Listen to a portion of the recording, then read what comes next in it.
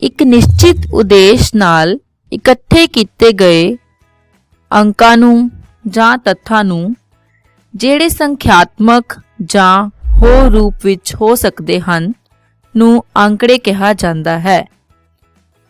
ਬੱਚਿਓ, ਹਾਲਾਂਕਿ ਇਹ ਗੱਲ ਜ਼ਰੂਰ ਹੈ ਕਿ ਤੁਹਾਡੇ ਲਈ ਅੰਕੜਾ ਇੱਕ ਨਵਾਂ ਸ਼ਬਦ ਨਹੀਂ ਹੈ। ਤੁਸੀਂ ਸਾਰਿਆਂ ਨੇ ਪਿਛਲੀਆਂ ਜਮਾਤਾਂ ਵਿੱਚ ਵੀ ਅੰਕੜੇ ਅਤੇ ਅੰਕੜਿਆਂ ਦੇ ਸੰਚਾਲਨ ਸੰਬੰਧੀ ਬਹੁਤ ਕੁਝ ਪੜ੍ਹਿਆ ਹੈ। ਅੱਜ ਸਾਡੀ ਦੁਨੀਆ ਵੱਧ ਤੋਂ ਵੱਧ ਸੂਚਨਾ ਅਨੁਕੂਲ ਹੁੰਦੀ ਜਾ ਰਹੀ ਹੈ। ਅਸੀਂ ਜੀਵਨ ਭਰ ਕਿਸੇ ਨਾ ਕਿਸੇ ਕੰਮ ਵਿੱਚ ਅੰਕੜਿਆਂ ਦਾ ਪ੍ਰਯੋਗ ਕਰਦੇ ਰਹਿੰਦੇ ਹਾਂ। ਸਾਡੇ ਲਈ ਇਹ ਜ਼ਰੂਰੀ ਹੋ ਜਾਂਦਾ ਹੈ ਕਿ ਇਹਨਾਂ ਅੰਕੜਿਆਂ ਤੋਂ ਆਪਣੀ ਇੱਛਾ ਅਨੁਸਾਰ ਅਰਥਪੂਰਨ ਸੂਚਨਾਵਾਂ ਪ੍ਰਾਪਤ ਕਰਨਾ ਜਾਣ ਜਾਈਏ। ਅਰਥਪੂਰਨ ਸੂਚਨਾਵਾਂ ਪ੍ਰਾਪਤ ਕਰਨ ਨਾਲ ਸੰਬੰਧਿਤ ਅਧਿਐਨ ਗਣਿਤ ਦੀ ਇੱਕ ਸ਼ਾਖਾ ਵਿੱਚ ਕੀਤਾ ਜਾਂਦਾ ਹੈ, ਜਿਸ ਨੂੰ ਅੰਕੜਾ ਵਿਗਿਆਨ ਕਹਿੰਦੇ ਹਾਂ।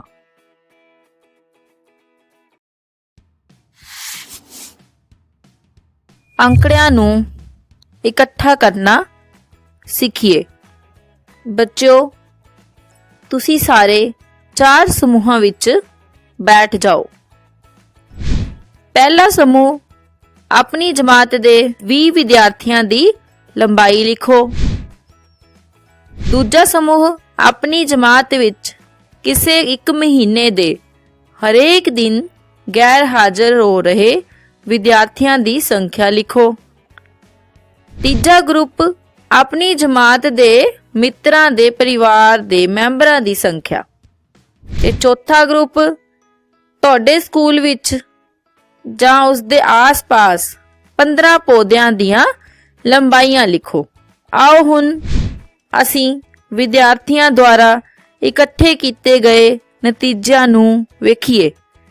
ਹਰੇਕ ਸਮੂਹ ਨੇ ਅੰਕੜਿਆਂ ਦਾ ਸੰਗ੍ਰਹਿ ਕਿਸ ਤਰ੍ਹਾਂ ਕੀਤਾ। ਅਸੀਂ ਦੇਖਦੇ ਹਾਂ ਕਿ ਪਹਿਲੀ ਸਥਿਤੀ ਵਿੱਚ ਵਿਦਿਆਰਥੀਆਂ ਨੇ ਬੱਚਿਆਂ ਦੀ ਲੰਬਾਈ ਪਤਾ ਕੀਤੀ। ਬੱਚਿਆਂ ਨੇ ਆਪਣੇ ਦਿਮਾਗ ਵਿੱਚ ਇੱਕ ਨਿਸ਼ਚਿਤ ਉਦੇਸ਼ ਰੱਖ ਕੇ ਸੂਚਨਾਵਾਂ ਨੂੰ ਇਕੱਠਾ ਕੀਤਾ ਹੈ। ਇਸ ਤਰ੍ਹਾਂ ਇਕੱਠੇ ਕੀਤੇ ਗਏ ਅੰਕੜਿਆਂ ਨੂੰ ਮੁੱਢਲੇ ਅੰਕੜੇ ਜਾਂ ਪ੍ਰਾਇਮਰੀ ਡਾਟਾ ਕਿਹਾ ਜਾਂਦਾ ਹੈ। ਬੱਚਿਓ, ਦੂਜੀ ਸਥਿਤੀ ਵਿੱਚ ਤੁਸੀਂ ਦੇਖਿਆ ਕਿ ਰਜਿਸਟਰ ਆਪਾਂ ਸਾਰਿਆਂ ਨੇ ਆਪਣੀ ਕਲਾਸ 'ਚ ਹਾਜ਼ਰੀ ਲਗਾਈ ਹੋਈ ਹੈ। ਟੀਚਰ ਸਾਡੀ ਰੋਜ਼ ਅਟੈਂਡੈਂਸ ਲਗਾਉਂਦੇ ਹਨ। ਅਸੀਂ ਦੇਖਦੇ ਹਾਂ ਉਸ ਰਜਿਸਟਰ ਨੂੰ। ਤਾਂ ਬੱਚਿਆਂ ਨੇ ਦੂਜੀ ਸਥਿਤੀ ਵਿੱਚ ਉਸ ਤੋਂ ਹੀ ਅੰਕੜੇ ਇਕੱਠੇ ਕੀਤੇ। ਜਿੱਥੇ ਵੀ ਕਿਸੇ ਸਰੋਤ ਤੋਂ ਜਾਂ ਜਿਸ ਵਿੱਚ ਪਹਿਲਾਂ ਹੀ ਸੂਚਨਾਵਾਂ ਇਕੱਠੀਆਂ ਹੋਣ, ਅੰਕੜੇ ਪ੍ਰਾਪਤ ਕੀਤੇ ਗਏ ਹੋਣ, ਉਹਨਾਂ ਅੰਕੜਿਆਂ ਨੂੰ ਗੌਣ ਅੰਕੜੇ ਜਾਂ ਸੈਕੰਡਰੀ ਡਾਟਾ ਕਿਹਾ ਜਾਂਦਾ ਹੈ। ਬੱਚਿਓ, ਤੁਸੀਂ ਉੱਪਰ ਦੇਖਿਆ ਲੰਬਾਈ ਦੀ ਸਾਰਣੀ ਬਣਾਈ ਗਈ ਹੈ। ਉਸ ਵਿੱਚ ਸਭ ਤੋਂ ਜ਼ਿਆਦਾ ਯਾਨੀ ਕਿ ਅਧਿਕਤਮ ਲੰਬਾਈ ਅਤੇ ਨਿਊਨਤਮ ਲੰਬਾਈ ਕਿਸ ਵਿਦਿਆਰਥੀ ਦੀ ਹੈ।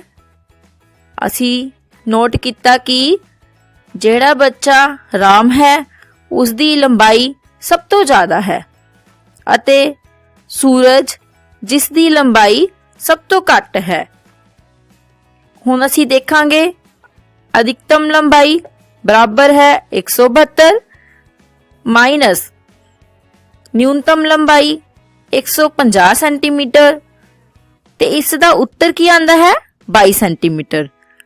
ਬੱਚਿਓ, ਤੁਸੀਂ ਸੋਚਦੇ ਹੋਵੋਗੇ ਕਿ ਮੈਡਮ ਇਹ ਸਾਨੂੰ ਕਿਉਂ ਦੱਸ ਰਹੇ ਹਨ, ਲੇਕਿਨ ਮੈਂ ਤੁਹਾਨੂੰ ਇੱਥੇ ਇੱਕ ਨਵੀਂ ਚੀਜ਼ ਦੱਸਣੀ ਹੈ, ਵਿਚਲਨ ਸੀਮਾ। ਇੰਗਲਿਸ਼ ਵਿੱਚ ਇਸ ਨੂੰ ਆਪਾਂ ਕਹਿੰਦੇ ਹਾਂ ਰੇਂਜ। ਤਾਂ ਬੱਚਿਓ, ਹੁਣ ਤੁਹਾਨੂੰ ਪਤਾ ਲੱਗ ਗਿਆ ਹੋਵੇਗਾ ਕਿ ਅੰਕੜਿਆਂ ਦੇ ਅਧਿਕਤਮ ਅਤੇ ਨਿਊਨਤਮ ਮੁੱਲਾਂ ਦੇ ਅੰਤਰ ਨੂੰ ਅੰਕੜਿਆਂ ਦੀ ਵਿਚਲਨ ਸੀਮਾ ਕਿਹਾ ਜਾਂਦਾ ਹੈ।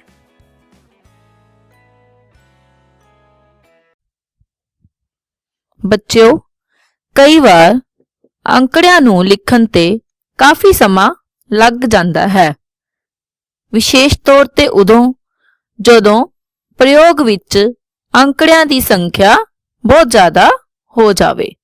ਜਿਵੇਂ ਕਿ ਤੁਸੀਂ ਅਗਲੀ ਉਦਾਹਰਨ ਵਿੱਚ ਦੇਖ ਸਕਦੇ ਹੋ। ਇੱਕ ਸਕੂਲ ਵਿੱਚ 9ਵੀਂ ਜਮਾਤ ਦੇ 30 ਵਿਦਿਆਰਥੀਆਂ ਦੁਆਰਾ ਪ੍ਰਾਪਤ ਕੀਤੇ ਗਏ ਅੰਕ ਲਵੋ। 10, 20, 36, 92, 95, 40 ਆਦि। ਤੁਹਾਨੂੰ ਯਾਦ ਹੋਵੇਗਾ ਕਿ ਇੱਕ ਨਿਸ਼ਚਿਤ ਅੰਕ ਪ੍ਰਾਪਤ ਕਰਨ ਵਾਲੇ ਵਿਦਿਆਰਥੀਆਂ ਦੀ ਸੰਖਿਆ ਨੂੰ ਬਾਰੰਬਾਰਤਾ ਕਿਹਾ ਜਾਂਦਾ ਹੈ। ਉਦਾਹਰਨ ਦੇ ਲਈ 4 ਵਿਦਿਆਰਥੀਆਂ ਨੇ 70 ਅੰਕ ਪ੍ਰਾਪਤ ਕੀਤੇ। ਤੁਸੀਂ ਦੇਖ ਸਕਦੇ ਹੋ ਉੱਪਰ ਦਿੱਤੇ ਗਏ ਅੰਕਾਂ ਵਿੱਚ 70 4 ਵਾਰ ਆਇਆ ਹੈ। 1 2 3 ਤੇ 4। ਤਾਂ ਇਸ ਲਈ 70 ਅੰਕ ਦੀ ਬਾਰੰਬਾਰਤਾ 4 ਹੈ। ਅੰਕੜਿਆਂ ਨੂੰ ਹੋਰ ਸਰਲ ਰੂਪ ਵਿੱਚ ਸਮਝਣ ਲਈ ਇਹਨਾਂ ਨੂੰ ਸਾਰਣੀ ਰੂਪ ਵਿੱਚ ਲਿਖ ਸਕਦੇ ਹਾਂ। ਅਸੀਂ ਇੱਕ ਪਾਸੇ ਸਾਰਣੀ ਵਿੱਚ ਅੰਕ ਲਿਖਾਂਗੇ ਅਤੇ ਦੂਜੇ ਪਾਸੇ ਵਿਦਿਆਰਥੀਆਂ ਦੀ ਸੰਖਿਆ, ਜਿਸ ਨੂੰ ਆਪਾਂ ਕੀ ਕਹਿੰਦੇ ਹਾਂ ਬੱਚਿਓ? ਬਾਰੰਬਾਰਤਾ ਵੀ ਕਹਿੰਦੇ ਹਾਂ।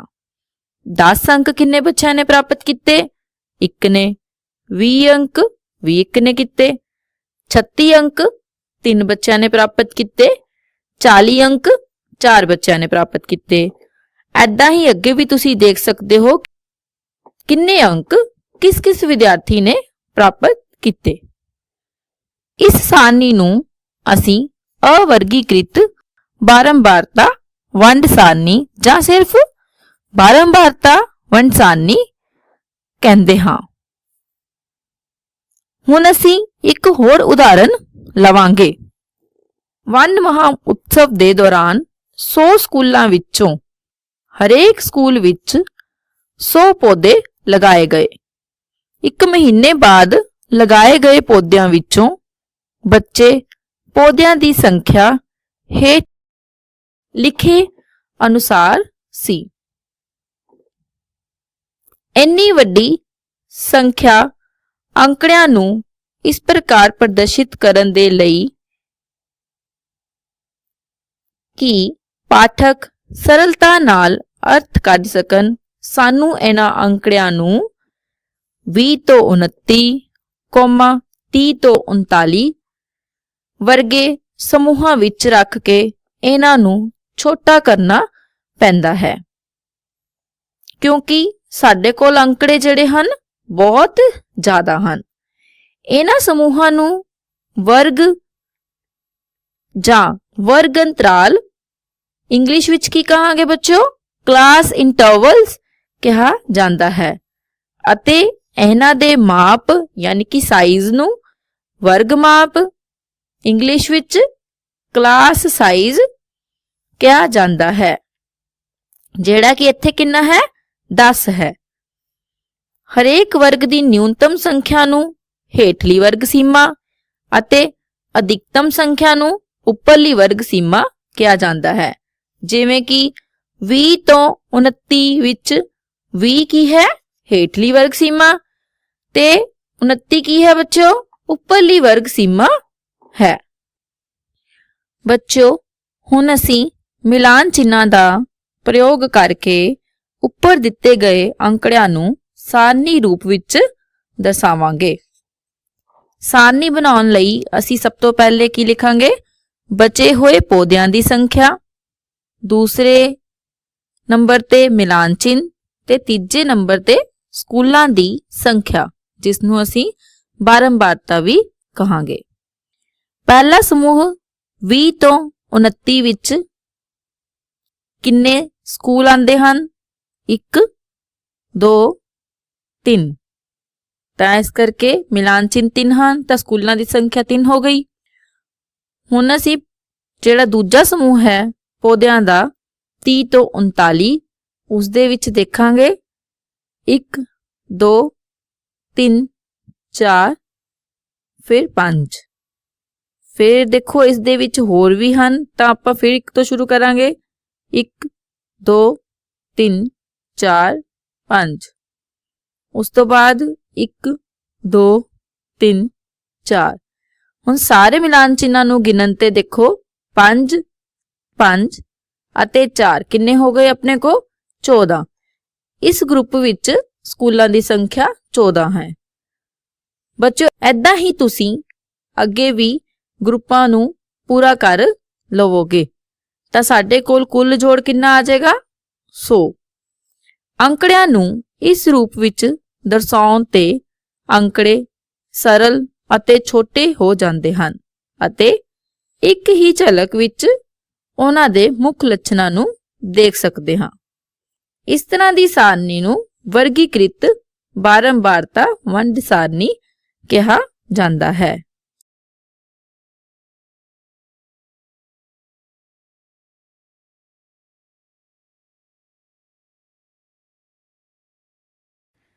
बच्चों असी सारे अंकड़ियां बारे जान चुके हाँ। अंकड़े एक नंबरां दे समूह हुंदे हन। ये नंबर साइंटिफिक मापां जां सर्वे वास्ते जां फिर होर कम्मां लई इकट्ठे कीते जांदे हन। उदाहरण दे तौर ते तुहाडे परिवार दे मैंबरां दी उम्र दे रिकॉर्ड दे अंकड़े जां फिर असी सब्जियां नूं तोल के वेखीए तां उन्हां दे अंकड़े। ਇਹ अंकड़े छोटे ਹਨ ਅਤੇ ਇਹਨਾਂ ਅੰਕੜਿਆਂ ਨੂੰ ਸਮਝਣਾ आसान ਹੋਵੇਗਾ। पर जे ਸਾਡੇ ਕੋਲ बहुत ज़्यादा अंकड़े हो जान जिवें कि किसी स्टोर विच अलग अलग चीज़ां दियां कीमतां दे अंकड़े जां सारे जानवरां दी सब तो ज़्यादा उचाई दे अंकड़े जां आसमान दे तारियां दी चमक दे अंकड़े। इस तरह दे समूहां विच बहुत सारे नंबर होणगे अते जे तुसीं इन्हां नूं अंकड़ियां दे रूप विच लिखोगे तां इन्हां नूं एक ही समय ते पढ़न दी कोशिश करोगे तां तुहाडे लई थोड़ा औखा हो जावेगा। इस नूं सौखा करन दे लई केंद्री प्रवृत्ति दे मापां दी सहायता नाल असीं अजिहा कर सकदे हां। हुण असीं इन्हां मापां नूं कढना सिखांगे।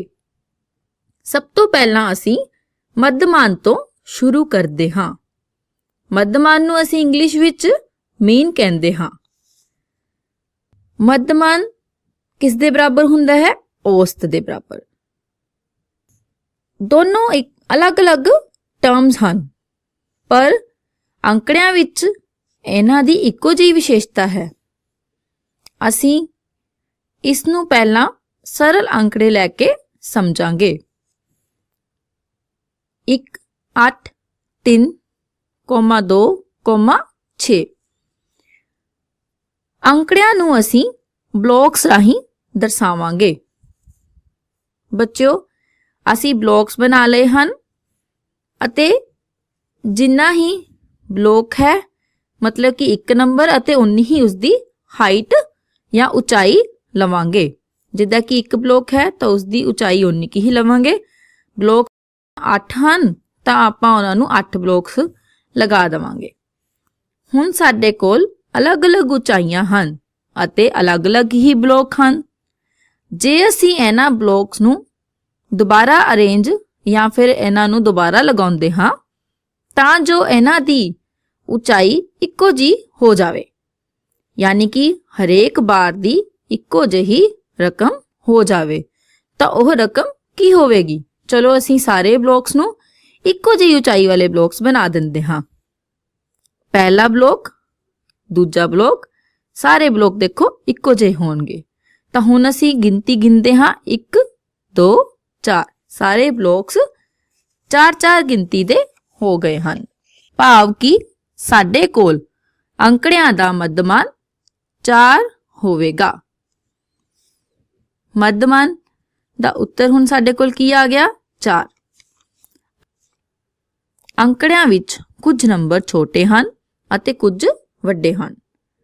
जे सारे इक्को जिहे हो जान तां यह 4 बन जाणगे ਭਾਵ ਮੱਧਮਾਨ ਅੰਕੜਿਆਂ ਦੀ ਉਹ ਸੰਖਿਆ ਹੈ ਜੋ ਸਾਰੇ ਅਲੱਗ-ਅਲੱਗ ਅੰਕੜਿਆਂ ਨੂੰ ਇੱਕੋ ਹੀ ਸੰਗਤ ਕੀਮਤ ਦੇ ਬਰਾਬਰ ਕਰ ਦੇਵੇ। ਬੱਚਿਓ, ਕੀ ਗਣਿਤ ਵਿੱਚ ਵੀ ਕੋਈ ਤਰੀਕਾ ਹੈ ਜਿਸ ਨਾਲ ਅਸੀਂ ਬਹੁਤ ਸਾਰੇ ਅੰਕੜਿਆਂ ਦਾ ਮੱਧਮਾਨ ਪ੍ਰਾਪਤ ਕਰ ਸਕੀਏ? ਇਹ ਬਹੁਤ ਔਖਾ ਹੋ ਜਾਵੇਗਾ ਜੇ ਅਸੀਂ ਬਲੌਕਸ ਦੀ ਮਦਦ ਨਾਲ ਮੱਧਮਾਨ ਪਤਾ ਕਰਾਂਗੇ। ਤੁਸੀਂ ਦੇਖ ਸਕਦੇ ਹੋ ਇੱਥੇ ਕਿੰਨੇ ਸਾਰੇ ਬਲੌਕਸ ਹਨ। ਓਹੋ, ਇਹ ਤਾਂ ਬਲੌਕਸ ਦੇ ਨਾਲ ਕੋਈ ਸੈਟਿੰਗ ਨਹੀਂ ਹੋਈ। ਤਾਂ ਦੇਖੋ ਬੱਚਿਓ, ਹੁਣ ਅਸੀਂ ਪਹਿਲੇ ਵਾਲੇ ਅੰਕੜੇ ਲੈ ਕੇ ਦੇਖਦੇ ਹਾਂ ਅਤੇ ਗਣਿਤ ਵਿੱਚ ਕਿਸ ਤਰ੍ਹਾਂ ਮੱਧਮਾਨ ਪਤਾ ਕਰਾਂਗੇ ਉਹ ਸਿੱਖਦੇ ਹਾਂ। ਤੇ ਜਿਸ ਵਿੱਚ ਅਸੀਂ ਕੀ ਵਰਤਾਂਗੇ?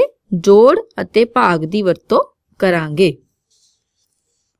ਹੁਣ ਅਸੀਂ ਸਾਰੇ ਅੰਕੜਿਆਂ ਨੂੰ ਜੋੜ ਦਿੰਦੇ ਹਾਂ। 1 + 8 + 3 + 2 + 6 ਤਾਂ ਇਹਨਾਂ ਦਾ ਜੋੜ ਕਿੰਨਾ ਆ ਗਿਆ? 20। ਤਾਂ ਇਹਨਾਂ ਨੂੰ ਅਸੀਂ ਹੁਣ ਜਿੰਨੇ ਵੀ ਇਹ ਅੰਕੜੇ ਹਨ ਉਹਨਾਂ ਨਾਲ ਭਾਗ ਕਰ ਦਿੰਨੇ ਹਾਂ। ਕਿੰਨੇ ਅੰਕੜੇ ਹਨ ਬੱਚਿਓ? 1 2 3 4 5। ਤਾਂ ਅਸੀਂ ਇਹਨਾਂ ਨੂੰ 5 ਨਾਲ ਭਾਗ ਕਰ ਦਿੰਨੇ ਹਾਂ। ਤਾਂ ਸਾਨੂੰ 5 ਨਾਲ ਭਾਗ ਕਰਨ ਤੇ ਕੀ ਪ੍ਰਾਪਤ ਹੁੰਦਾ ਹੈ? 4। ਬੱਚਿਓ, ਹੁਣ ਅਸੀਂ ਮੱਧਮਾਨ ਕੱਢਣ ਦਾ ਫਾਰਮੂਲਾ ਪ੍ਰਾਪਤ ਕਰ ਲਿਆ ਹੈ। ਇਸ ਦੇ ਵਿੱਚ ਸਾਡੇ ਕੋਲ 2 ਸਟੈਪਸ ਹਨ। ਪਹਿਲਾ ਸਟੈਪ, ਸਾਰੇ ਅੰਕੜਿਆਂ ਨੂੰ ਜੋੜ ਲਿਓ ਅਤੇ ਫਿਰ ਇਹਨਾਂ ਦੇ ਜੋੜਫਲ ਨੂੰ ਜਿੰਨੇ ਅੰਕੜੇ ਹਨ ਉਹਨਾਂ ਨਾਲ ਭਾਗ ਕਰ ਲਵੋ। ਇਸ ਲਈ ਮੱਧਮਾਨ ਬਰਾਬਰ ਹੈ ਪ੍ਰੇਖਣਾਂ ਦਾ ਜੋੜਫਲ ਬਟਾ ਪ੍ਰੇਖਣਾਂ ਦੀ ਸੰਖਿਆ। ਬੱਚਿਓ, ਹੁਣ ਤੁਸੀਂ ਮੱਧਮਾਨ ਸਿੱਖ ਲਿਆ ਹੈ ਤਾਂ ਹੁਣ ਅਸੀਂ ਕੀ ਸਿੱਖਾਂਗੇ? ਮੱਧਿਕਾ ਬਾਰੇ ਜਾਣਾਂਗੇ। ਮੱਧਿਕਾ ਕੀ ਹੈ ਬੱਚਿਓ? ਇੱਕ ਮੱਧ ਯਾਨੀ ਕਿ ਵਿਚਕਾਰ। ਮੱਧਿਕਾ ਅੰਕੜਿਆਂ ਦਾ ਮੱਧ ਹੈ। ਤਾਂ ਅਸੀਂ ਅੰਕੜੇ ਲੈਂਦੇ ਹਾਂ 1, 2, 3, 6 ਅਤੇ 8। ਹੁਣ ਅਸੀਂ ਦੇਖਾਂਗੇ ਜਿਹੜਾ 3 ਹੈ ਉਹ ਅੰਕੜਿਆਂ ਨੂੰ 2 ਬਰਾਬਰ ਭਾਗਾਂ ਵਿੱਚ ਵੰਡਦਾ ਹੈ। ਤਾਂ ਜਿਹੜਾ 3 ਹੋਏਗਾ ਉਹ ਕੀ ਹੋਏਗਾ? ਮੱਧਿਕਾ ਹੋਊਗੀ, ਕਿਉਂਕਿ ਇਹ ਦੋਨਾਂ ਬਰਾਬਰ ਭਾਗਾਂ ਦੇ ਬਿਲਕੁਲ ਵਿਚਕਾਰ ਹੈ। ਇੱਕ ਭਾਗ ਵਿੱਚ ਉਹ ਨੰਬਰ ਹਨ ਜੋ ਮੱਧਿਕਾ ਤੋਂ ਵੱਡੇ ਹਨ ਅਤੇ ਦੂਜੇ ਭਾਗ ਵਿੱਚ ਉਹ ਨੰਬਰ ਹਨ ਜੋ ਮੱਧਿਕਾ ਤੋਂ ਛੋਟੇ ਹਨ। ਬੱਚਿਓ, ਜੇ ਸਾਡੇ ਕੋਲ ਅੰਕੜਿਆਂ ਦੇ ਵਿਚਕਾਰ ਕੋਈ ਵੀ ਨੰਬਰ ਨਾ ਹੋਵੇ ਤਾਂ ਅਸੀਂ ਕੀ ਕਰਾਂਗੇ? ਅਸੀਂ ਪਹਿਲਾਂ ਜਿਹੜੇ ਅੰਕੜਿਆਂ ਦੀ ਮੱਧਿਕਾ ਪਤਾ ਕੀਤੀ ਉਹ ਟਾਂਕ ਸਨ। ਹੁਣ ਅਸੀਂ ਜਿਸਤ ਸੰਖਿਆਵਾਂ ਦੀ ਮੱਧਿਕਾ ਪਤਾ ਕਰਾਂਗੇ। ਜਿਸਤ ਸੰਖਿਆਵਾਂ ਦੇ ਵਿੱਚ ਅਸੀਂ ਦੇਖਦੇ ਹਾਂ ਕਿ 2 ਨੰਬਰ ਵਿਚਕਾਰ ਆ ਗਏ ਹਨ। ਇਸ ਵਿੱਚ ਕੋਈ ਵੀ ਨੰਬਰ ਵਿਚਕਾਰ ਨਹੀਂ ਹੈ, ਬਲਕਿ 2 ਨੰਬਰ ਹੈ। ਅਸੀਂ 2 ਨੰਬਰ ਲੈ ਲਵਾਂਗੇ, ਉਹਨਾਂ ਦਾ ਮੱਧਮਾਨ ਪਤਾ ਕਰਾਂਗੇ। ਜਿਹੜਾ ਵੀ ਨੰਬਰ ਇਹਨਾਂ ਦਾ ਮੱਧਮਾਨ ਹੋਵੇਗਾ ਉਹ ਅੰਕੜਿਆਂ ਦੀ ਮੱਧਿਕਾ ਹੋਵੇਗੀ। ਜਿਵੇਂ ਕਿ 2 ਅਤੇ 3 ਦਾ ਮੱਧਮਾਨ ਕੀ ਹੋਵੇਗਾ? 2 + 3 ਕਿੰਨੇ ਹਨ? 2 ਬਟਾ 2। ਤਾਂ ਕੀ ਆ ਗਿਆ? 5 ਬਟਾ 2 ਬਰਾਬਰ ਹੈ 2.5। ਇਸ ਲਈ ਇਹਨਾਂ ਅੰਕੜਿਆਂ ਦੀ ਮੱਧਿਕਾ 2.5 ਹੋਵੇਗੀ, ਜੋ ਕਿ ਇਹਨਾਂ ਅੰਕੜਿਆਂ ਦਾ ਹੀ ਇੱਕ ਮੈਂਬਰ ਹੈ ਅਤੇ ਇਹਨਾਂ ਨੂੰ 2 ਬਰਾਬਰ ਭਾਗਾਂ ਵਿੱਚ ਵੰਡਦਾ ਹੈ। ਬੱਚਿਓ, ਹੁਣ ਤੁਸੀਂ ਮੱਧਮਾਨ ਅਤੇ ਮੱਧਿਕਾ ਕੱਢਣਾ ਸਿੱਖ ਲਿਆ ਹੈ। ਤਾਂ ਹੁਣ ਅਸੀਂ ਬਹੁਲਕ ਪਤਾ ਕਰਨਾ ਸਿੱਖਾਂਗੇ। ਬਹੁਲਕ ਦਾ ਮਤਲਬ ਵੈਸੇ ਤਾਂ ਕੀ ਹੈ? ਬਹੁਤ ਜ਼ਿਆਦਾ, ਜਿਹੜਾ ਕਿ ਬਾਰ-ਬਾਰ ਚੀਜ਼ ਆਵੇ ਤਾਂ ਉਹਨੂੰ ਅਸੀਂ ਬਹੁਲਕ ਕਹਿੰਦੇ ਹਾਂ। ਇੰਗਲਿਸ਼ ਚ ਇਹਨੂੰ ਮੋਡ ਕਹਿੰਦੇ ਹਾਂ। ਜੇ ਸਾਡੇ ਕੋਲ ਇਹ ਅੰਕੜੇ ਹਨ 1, 2, 3, 8, 6, ਇਹ ਅੰਕੜੇ ਹੋਣ ਤਾਂ ਸਾਡੇ ਕੋਲ ਕੋਈ ਵੀ ਨੰਬਰ ਅਜਿਹਾ ਨਹੀਂ ਜੋ ਬਾਰ-ਬਾਰ ਆਵੇ। ਇਸ ਲਈ ਇਹਨਾਂ ਦਾ ਕੋਈ ਬਹੁਲਕ ਨਹੀਂ ਹੈ। ਜੇ ਸਾਡੇ ਕੋਲ ਇਹ ਨੰਬਰ ਹੋਣ 2, 1, 3, 2, 3, 3 ਤਾਂ ਇਹਨਾਂ ਵਿੱਚ ਕਈ ਨੰਬਰ ਬਾਰ-ਬਾਰ ਆ ਰਹੇ ਹਨ। ਜੇ ਅਸੀਂ ਇਹਨਾਂ ਨੂੰ ਦੁਬਾਰਾ ਵੱਧਦੇ ਕ੍ਰਮ ਵਿੱਚ ਲਿਖਦੇ ਹਾਂ ਤਾਂ ਸਾਡੇ ਕੋਲ 1, 2, 3, ਫਿਰ 3 ਤੇ 3। ਹੁਣ ਦੇਖੋ 2 ਨੰਬਰ 2 ਵਾਰ ਆ ਰਿਹਾ ਹੈ, ਬਾਰ-ਬਾਰ ਆ ਰਿਹਾ ਹੈ, ਤਾਂ 3 ਨੰਬਰ ਸਭ ਤੋਂ ਜ਼ਿਆਦਾ ਵਾਰ ਆ ਰਿਹਾ ਹੈ। ਤੇ ਇਸ ਲਈ ਬੱਚਿਓ ਸਾਡੇ ਕੋਲ ਬਹੁਲਕ ਕੀ ਹੋਵੇਗਾ? 3 ਹੋਵੇਗਾ। ਬਾਰੰਬਾਰਤਾ ਬਹੁਭੁਜ ਬਾਰੇ ਪੜਾਂਗੇ। ਬਾਰੰਬਾਰਤਾ ਬਹੁਭੁਜ ਕੀ ਹੈ?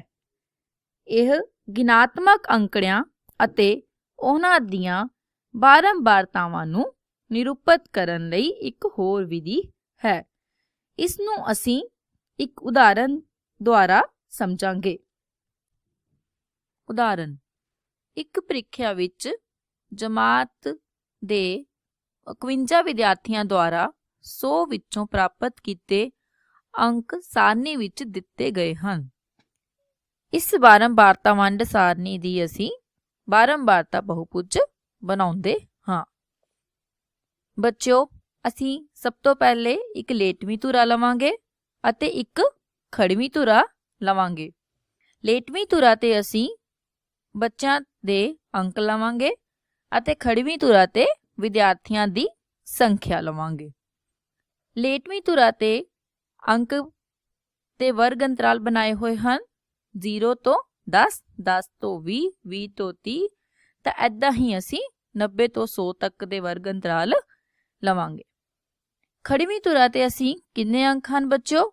ਪਹਿਲੇ ਹੈ 5, ਫਿਰ ਹੈ 10, ਤਾਂ ਅਸੀਂ ਇਹਨਾਂ ਨੂੰ ਕਿੱਦਾਂ ਲਵਾਂਗੇ? 0 ਤੋਂ ਬਾਅਦ ਅਸੀਂ ਵਰਗ ਅੰਤਰਾਲ 2-2 ਦੇ ਅੰਤਰ ਨਾਲ ਵੰਡ ਲਵਾਂਗੇ, ਤਾਂ 0 ਤੋਂ 2, 2 ਤੋਂ 4, 4 ਤੋਂ 6, ਤਾਂ ਇਸ ਤਰ੍ਹਾਂ ਹੀ ਅਸੀਂ ਇਹਨੂੰ 12 ਤੱਕ ਲਵਾਂਗੇ। ਬੱਚਿਓ, ਹੁਣ ਅਸੀਂ 0 ਤੋਂ 10 ਦੇ ਵਿੱਚ ਵਿਦਿਆਰਥੀਆਂ ਦੀ ਸੰਖਿਆ ਕਿੰਨੀ ਹੈ? 5, ਤਾਂ ਅਸੀਂ 0 ਤੋਂ 10 ਤੱਕ ਦੀ ਲੰਬਾਈ ਅਤੇ 0 ਤੋਂ 5 ਤੱਕ ਦੀ ਚੌੜਾਈ ਲੈ ਕੇ ਇੱਕ ਆਇਤ ਬਣਾਵਾਂਗੇ। ਤਾਂ ਉਸ ਤੋਂ ਬਾਅਦ 10 ਤੋਂ 20 ਤੱਕ ਦੀ ਲੰਬਾਈ ਅਤੇ 10 ਤੱਕ ਦੀ ਹੀ ਉਚਾਈ ਲੈ ਕੇ ਇੱਕ ਹੋਰ ਆਇਤ ਬਣਾਵਾਂਗੇ। ਇਸ ਤਰ੍ਹਾਂ ਹੀ ਅਸੀਂ ਸਾਰੇ ਆਇਤ ਬਣਾ ਲਵਾਂਗੇ। ਤਾਂ ਹੁਣ ਅਸੀਂ ਲੇਟਵੀਂ ਧੁਰਾ ਨੂੰ ਰਿਣਾਤਮਕ ਪਾਸੇ ਵੱਲ ਵਧਾਵਾਂਗੇ ਤੇ ਇੱਕ ਹੋਰ ਵਰਗ ਅੰਤਰਾਲ ਲਵਾਂਗੇ। 0 ਨੂੰ ਤੋਂ ਅਸੀਂ -10 ਤੱਕ ਦਾ ਇੱਕ ਵਰਗ ਅੰਤਰਾਲ ਲੈ ਲਿਆ। ਏਦਾਂ ਹੀ ਅਸੀਂ 100 ਨੂੰ ਅੱਗੇ ਵੱਲ ਨੂੰ ਵਧਾਵਾਂਗੇ ਅਤੇ 100 ਤੋਂ 110 ਤੱਕ ਦਾ ਵਰਗ ਅੰਤਰਾਲ ਲੈ ਲਿਆ। ਬੱਚਿਓ, ਇਹ ਅਸੀਂ ਕਿਉਂ ਕੀਤਾ ਤੁਹਾਨੂੰ ਹੁਣੇ ਦੱਸਾਂਗੇ। ਅਸੀਂ ਸਾਰੇ ਹੀ ਆਇਤ ਬਣਾ ਲਏ ਅਤੇ ਹੁਣ ਇਹਨਾਂ ਦੇ ਮੱਧ ਬਿੰਦੂਆਂ ਨੂੰ ਆਪਸ ਵਿੱਚ ਮਿਲਾਉਣਾ ਹੈ। ਤਾਂ ਅਸੀਂ ਮੱਧ ਬਿੰਦੂਆਂ ਨੂੰ ਮਿਲਾਉਣ ਦੇ ਲਈ ਹੀ ਇਹ ਵਾਲੇ ਵਰਗ ਅੰਤਰਾਲ ਬਣਾਏ ਹਨ। ਹੁਣ ਅਸੀਂ ਮੱਧ ਬਿੰਦੂਆਂ ਦੇ ਨਾਮ ਦਵਾਂਗੇ। ਪਹਿਲੇ ਵਰਗ ਅੰਤਰਾਲ ਵਿੱਚ ਅਸੀਂ ਮੱਧ ਬਿੰਦੂ ਲਵਾਂਗੇ B, ਦੂਜੇ 'ਚ ਫਿਰ ਅਸੀਂ C, D, E, F, G, H, I, J ਅਤੇ K। ਤਾਂ ਹੁਣ ਅਸੀਂ B ਨੂੰ ਪਿੱਛੇ ਵੱਲ ਨੂੰ ਵਧਾਵਾਂਗੇ। B ਨੂੰ ਜਦੋਂ ਅਸੀਂ ਪਿੱਛੇ ਵੱਲ ਨੂੰ ਵਧਾਉਂਦੇ ਹਾਂ ਤਾਂ ਇਹ ਖੜਵੀਂ ਧੁਰਾ ਨੂੰ A ਤੇ ਕੱਟਦਾ ਹੈ, ਤਾਂ ਰਿਣਾਤਮਕ ਪਾਸੇ ਵੱਲ ਨੂੰ ਕੱਟਦਾ ਹੈ ਇਹ। ਤਾਂ ਇੱਥੇ ਅਸੀਂ ਬਿੰਦੂ B ਤੋਂ ਜਦੋਂ ਅਸੀਂ ਇੱਕ ਰੇਖਾ ਬਣਾਵਾਂਗੇ ਜਿਹੜੀ ਕਿ ਸਾਰੇ ਮੱਧ ਬਿੰਦੂਆਂ ਨੂੰ ਆਪਸ ਵਿੱਚ ਜੋੜ ਦੇ, ਤਾਂ ਬਿੰਦੂ B ਨੂੰ ਜਦੋਂ ਅਸੀਂ ਪਿੱਛੇ ਨੂੰ ਵਧਾਉਂਦੇ ਹਾਂ ਤਾਂ ਇਹ ਲੇਟਵੀਂ ਧੁਰਾ ਨੂੰ ਬਿੰਦੂ A ਤੇ ਕੱਟੇਗਾ। ਤਾਂ ਏਦਾਂ ਹੀ ਇਹ ਲੇਟਵੀਂ ਧੁਰਾ ਨੂੰ ਬਿੰਦੂ L ਤੇ ਕੱਟੇਗਾ। ਤਾਂ ਹੁਣ ਸਾਡੇ ਕੋਲ ਇੱਕ ਬਾਰੰਬਾਰਤਾ ਬਹੁਭੁਜ ਜਿਸ ਦਾ ਨਾਂ ਹੈ O A B C D E F G H I J K L ਬਣ ਗਿਆ ਹੈ।